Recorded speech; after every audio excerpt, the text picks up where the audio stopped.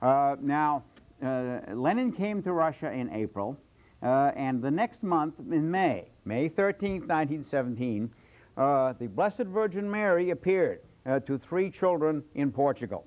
At that time, she said nothing about world affairs, simply spoke of the faith, the need for prayer, the need for praying the rosary, the need for repentance, and for making up for the good making up by their prayers, by their devotion for the sins of others.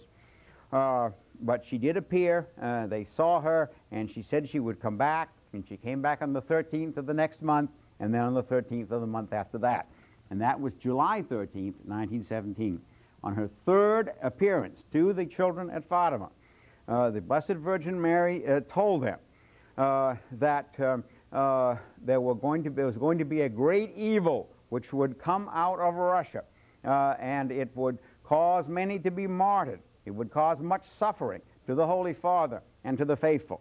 Russia's errors would be scattered throughout the world, provoking wars and persecutions of the church, to quote her words. And that in the end, she promised them, my Immaculate Heart will triumph, Russia will be converted, and there will be peace.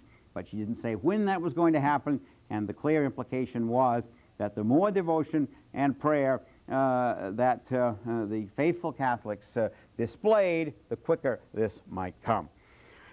It's the only time in any of the well-authenticated apparitions of Our Lady that she has spoken on what could be described as a specifically political subject, warning against a particular political development and movement which at that time, remember, had not yet taken over in Russia or any other country.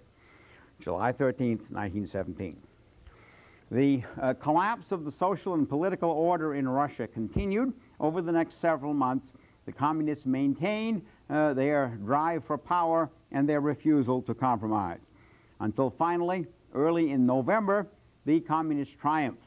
They took power in the 2 principal cities of Russia, what was then still called St. Petersburg, and now it's called that again. A long time it was Leningrad, and Moscow. In those 2 cities, the communists seized power with almost no opposition. Not because the majority of the people favored them, but because the society had broken down to such an extent that there was nobody left able to oppose them.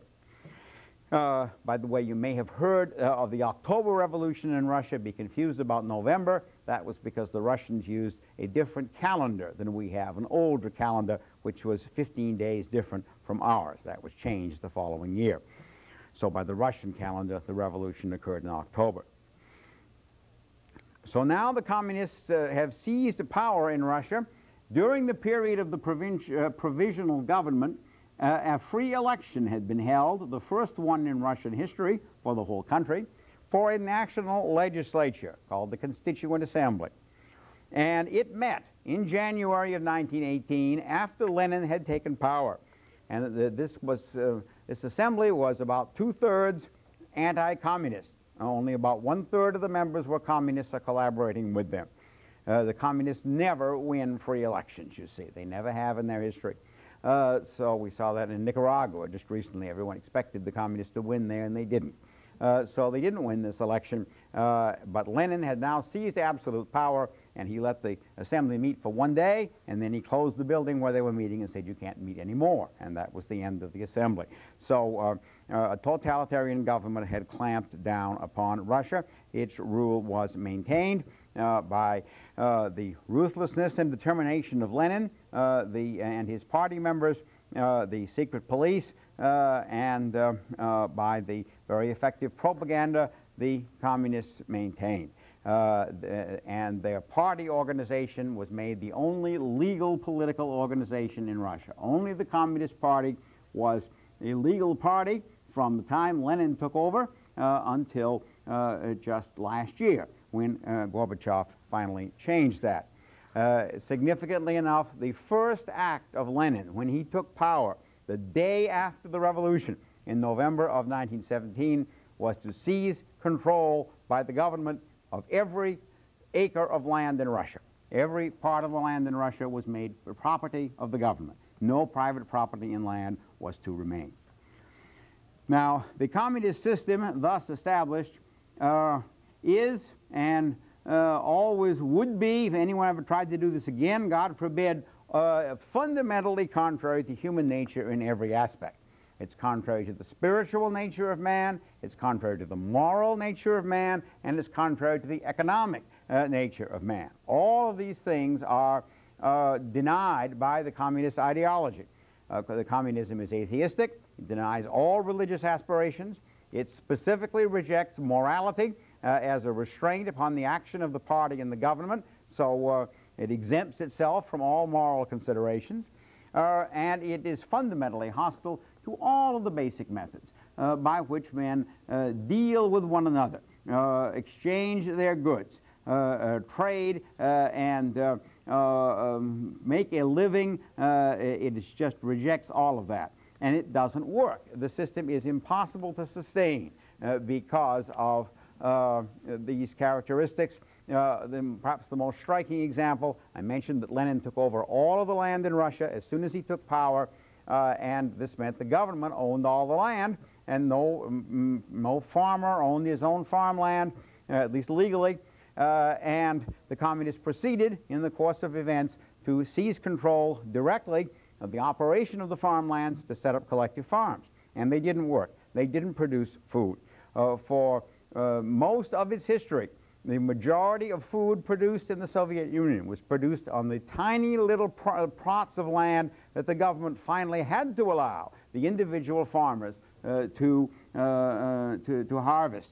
Most of the land was kept by the government. Little bits of it were allowed to the farmers, and that's where the food was produced, because the communist system didn't work. It never has worked, and it never could work. Nevertheless, it was retained in power. By the end of World War I, it was fairly well established. There was an attempt to overthrow it by anti-communist forces in the Russian Civil War immediately after World War I, but the weakened powers of the West did not support the freedom fighters in Russia, and they failed. And the communist regime was forced even more strongly upon them. And over the ensuing years, many in the West did not believe, refused to believe, that the communist system was what it said it was, and what the evidence clearly indicated that it was, the worst, the most comprehensive tyranny over a large area in the history of the world.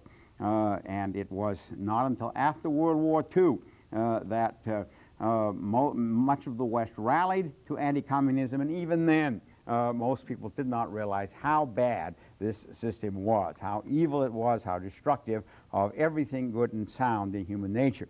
So the surprising thing is not perhaps so much that the communists were able to take power in Russia in a time of collapse, but that they remained in power so very long, for 74 years.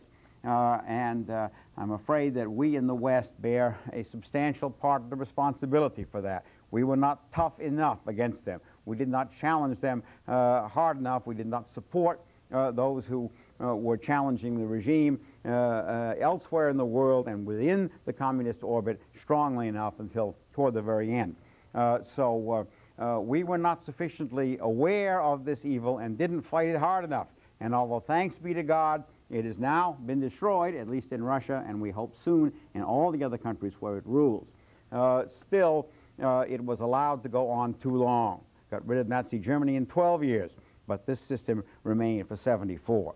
We need to learn from the nature of communism. Before we all start forgetting about it as something that just existed back in the past, we need to learn just how evil it was and how it came to power and retained its power, so that if anything like this ever appears again, we will recognize it and we will stop it before it gains power anywhere, so that this kind of evil will never be known again by human beings anywhere upon the earth.